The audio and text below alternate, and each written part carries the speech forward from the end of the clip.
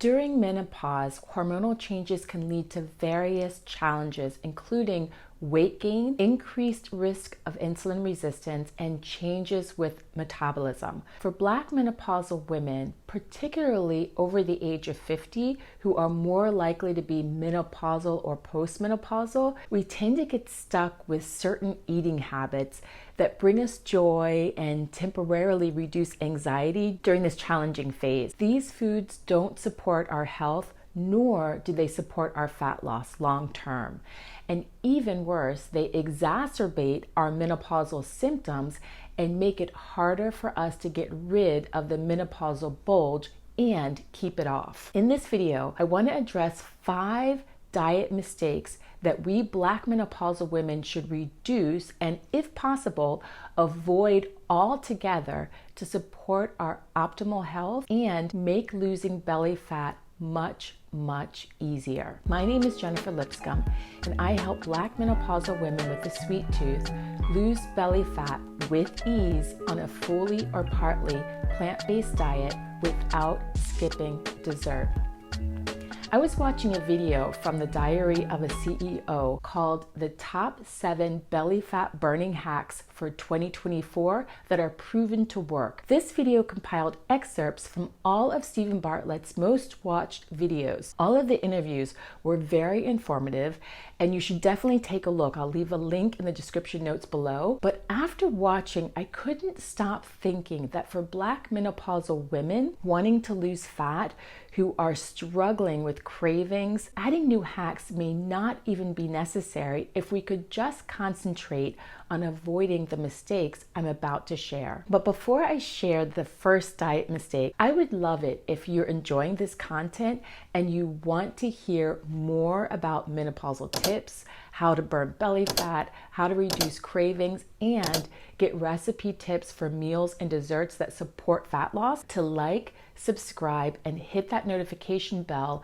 and share this video with as many Black menopausal women that you can, so that I can continue to provide you with the best and most relevant content to support you in your fat loss journey. Also, I encourage you to watch until the end of this video, where I reveal the final diet mistake that may be a bit of a surprise to you if you support intermittent fasting like I do. The first diet mistake is consuming excessive processed food. This is no surprise.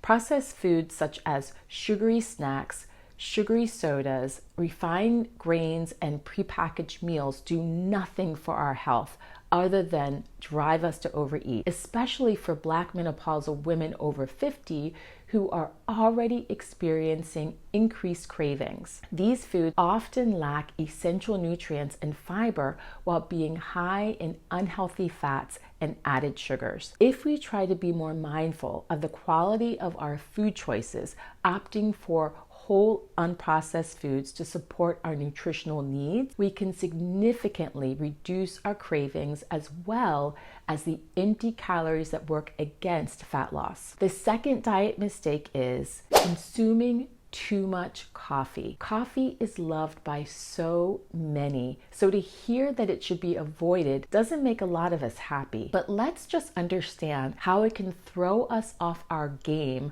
during and after menopause. Indirectly, high caffeine intake disrupts sleep patterns, contributes to dehydration, and negatively impacts hormonal balance. As a result, in each of these cases, we are ultimately driven to overeat. And directly, coffee drinks contain a lot of sugar and artificial sweeteners that affect our metabolism, such as lattes, mochas, frappuccinos, which are all very tasty and provide comfort and energy, but depending on where we get them or how they're made, they often contain lots of added sugars, which contribute to excess calories without providing significant nutritional value. The third diet mistake is consuming too much alcohol. Excessive alcohol consumption impacts us menopausal women just like caffeine does. It impairs our metabolism, it stimulates our appetite, it disrupts our hormonal balance, and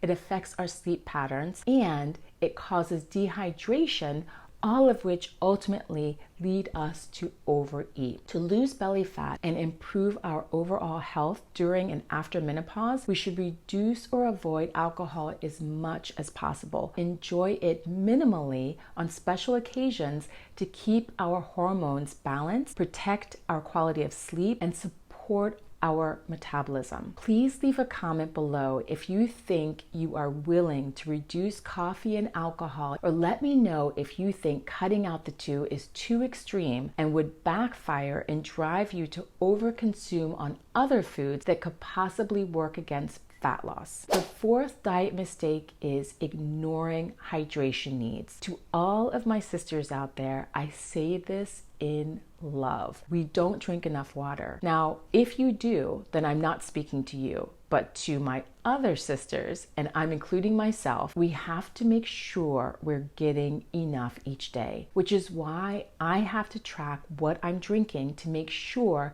I'm getting enough. And I hope you're doing the same, because proper hydration is crucial for overall health and well-being. Yet many of us don't count it as important as the nutrition that we eat. Often we may misinterpret thirst signals as hunger or fatigue, and this misjudgment can not only lead us to consume more calories than we actually need, but also increase dehydration symptoms. Dehydration can exacerbate menopausal symptoms such as hot flashes, affect cognitive function, and hinder metabolic processes, which increase belly fat. By tracking water intake, we can better recognize our body's hydration needs and distinguish between thirst and other sensations. The fifth and final diet mistake is calorie restriction.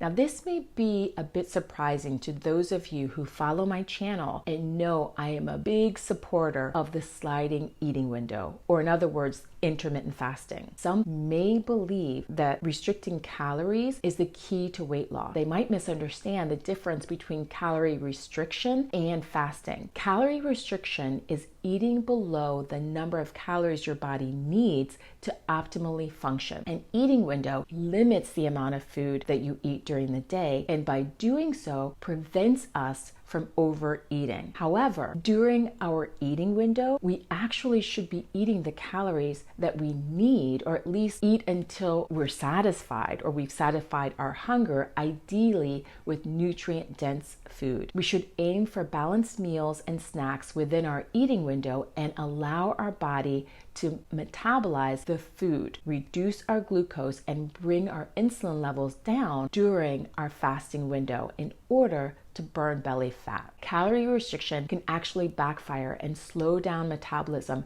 making it harder to lose belly fat in the long run. Menopausal women should definitely eat an adequate amount of calories to thrive, but within a given eating window in order to avoid overeating and ongoing glucose spikes. To learn how to create an eating window and learn about the right nutrition to support fat loss, you can join my free mini fat loss course. Just click the link in the description notes below.